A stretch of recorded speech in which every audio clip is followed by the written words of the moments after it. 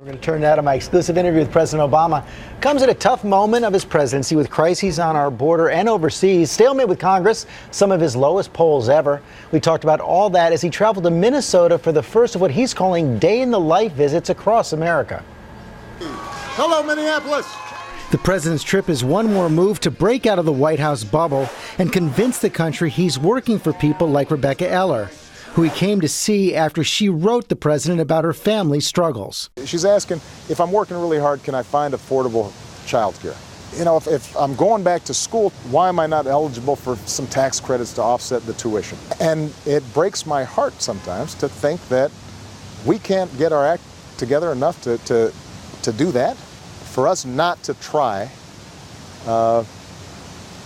makes a mockery of our democracy. But will trips like this make a difference? Obama blames Republicans for not passing his proposals, but now the public is blaming him. More than half Americans have lost confidence in your ability to lead the country and get the job done. That must have been stunning to you. Disappointing? I've been dealing with stuff like this since 2009. How do you turn it around? There have been a number of times where the punditry said, gosh, how do you turn it around? And what we do is stay focused on what matters and chip away at it and try to make progress. People have health care.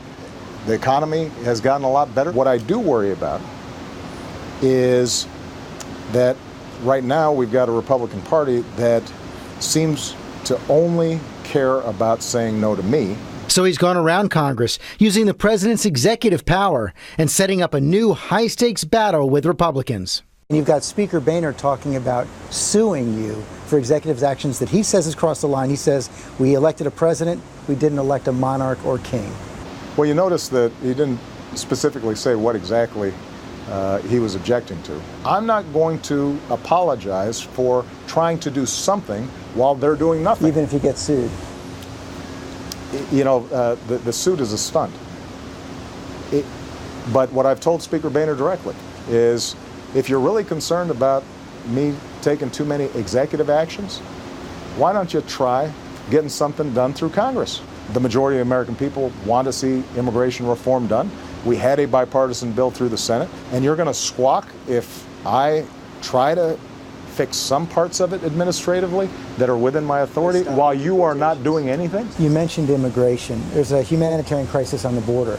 Some of your critics have said you have to speak out more directly to the people of Central America and say, don't come. If you come, you will be deported. Well, we've done that. The problem is that under current law, once those kids come across the border, there's a system in which we're supposed to process them, take care of them, until we can send them back. It's a lengthy process. Is your message don't come?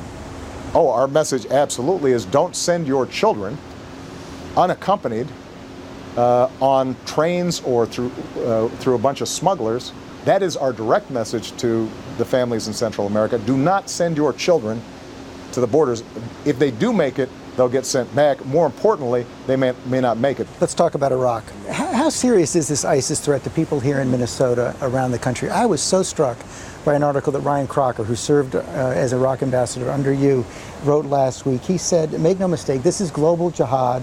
It's coming our way. They have 2,000 fighters with Western passports, don't need a visa to get in. Are we under serious threat right now from ISIS? I think we have been under serious threat my entire presidency, and we have been under serious threat predating 9/11 from those who embrace this ideology. But they're gaining strength, aren't they? Well, they're gaining strength in some places, but we've also gotten a lot better at protecting ourselves. Let me ask you a final question on foreign policy. It comes from something you wrote back in 2006, An Audacity of Hope. You were talking about President Bush's foreign policy strategy, and you said, without a well-articulated strategy that the public supports and the world understands, America will lack the legitimacy and ultimately the power it needs to make the world safer than it is today. The majority of Americans don't support your path on foreign policy. So are you failing by your own standard? George, and I know we go back to the polls, but let me just say that throughout the first half of my presidency, polls consistently showed strong support for my foreign policy. But the public has to support it, doesn't it? But not at every minute, George, not every week, because there are going to be times where the world is messy. One of the things you also realize during the course of 5 years is that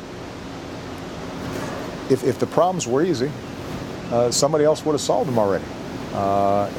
And one of the great challenges of this job, but one of the great privileges of this job is that you're tackling stuff that is really tough, and I'm glad that after 5 years I'm still here able to do it. And later on, we're going to, of course, get the president's analysis of Team USA and how Sachin Malia growing up is changing how he feels about the White House.